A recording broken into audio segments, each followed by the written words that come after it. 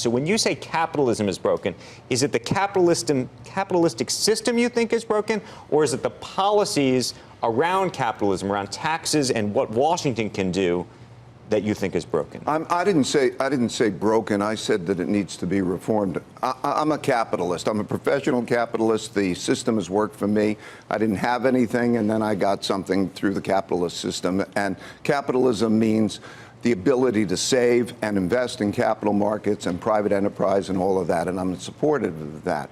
Then there are the outcomes, right? And so the question is equal opportunity, or the American dream. So I was raised with equal opportunity. I went to a public school system that my parents who took care of me, and then I was able to come in with an equal job opportunities.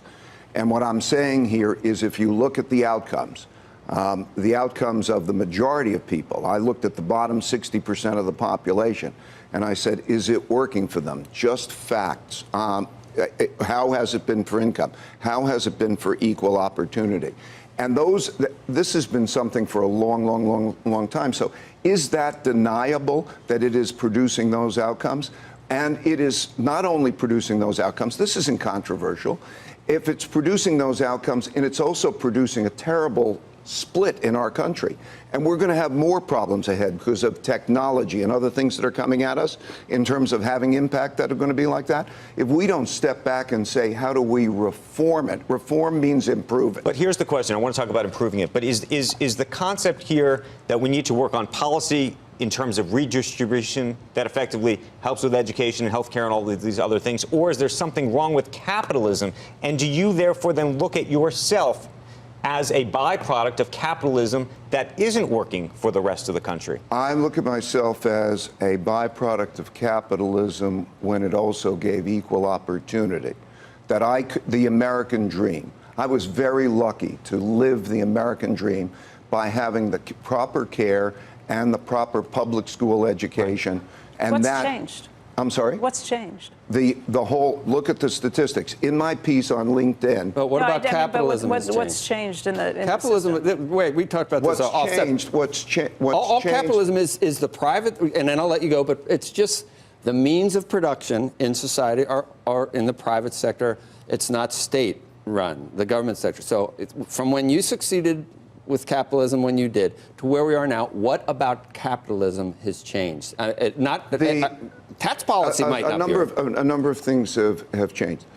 First, the capitalism works to produce a profit, and the motivation of the profit is also the reinforcement of the system. You contribute, and as a result of contributing, now for a variety of reasons, having to do, for example, with the development of technologies in which it's profitable to replace people. As a result of those technologies, we are losing a middle class. So the amount of money that goes to that middle class and then goes to those school districts has changed significantly as a result of the process of, which I think is a good process, of improving profitability by being able to then have that technology change. Or even going global. It's a great thing. I'm a globalist, global, but it has the impact as a result of creating a wealth gap. And such other things along those lines have changed the resource allocation so that resource allocation is leading to a result. So I'm a mechanic, an engineer when it comes to capitalism. But your fixes are not to capitalism. Your fixes are to things like tax policy, or to things like improving public education. But to do that, you gave $100 million. No, wait a second. You can't separate tax policy from economic policy, okay? You can separate it from capitalism. No. You can't separate it from capitalism. For example, I'm a practical guy, right, in the markets. And what happens is, if you change, let's say, corporate tax rates, which we did, which was beneficial to getting us productivity at the corporation level, that has an effect. It has an effect of how money flows. So we're talking about engineering. My point is, you can't say that capitalism is apart from tax policy. Monetary policy, fiscal policy, tax policy don't we all need part of that picture. The engine of capitalism? Don't we need what accrues from capitalism, don't we need that to improve, to use those funds, whether it's philanthropic like you, whether it's tax funds, don't we need that engine to generate the funds to improve education, to equalize opportunity? Isn't that the way it works? Exactly. Then what needs to be reformed about capitalism? Are you going to let me say something? Go ahead. What needs to be reformed about capitalism? Okay. Do we agree that it is not delivering equal opportunity? Yeah, you keep saying that, but yes. Okay, so we need. Okay. But you can't do an experiment without Can you controlling. answer my question? Do Right, we agree? but how do you know that that's capitalism? Not all these other things happening in society. You need to do an experiment. Because, look, I don't think it's complicated.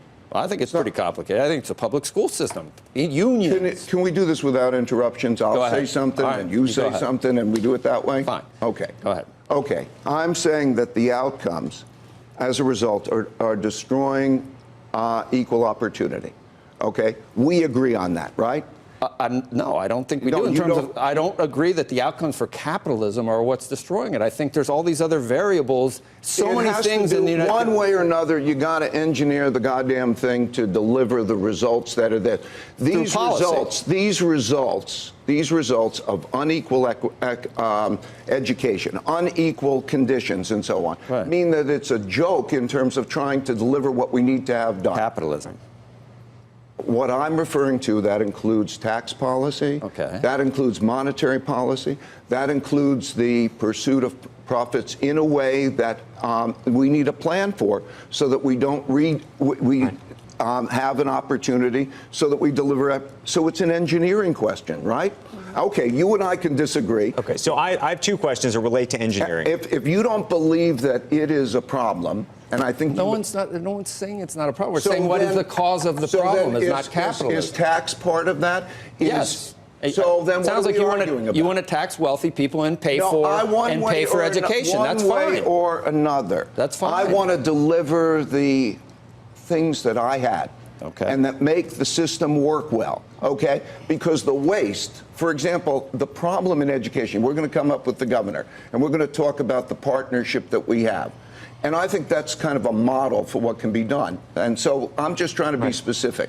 That literally, that what we have is a situation in which we have a state that is fractured, that the rich and the poor, the gap between the rich and the poor is very large.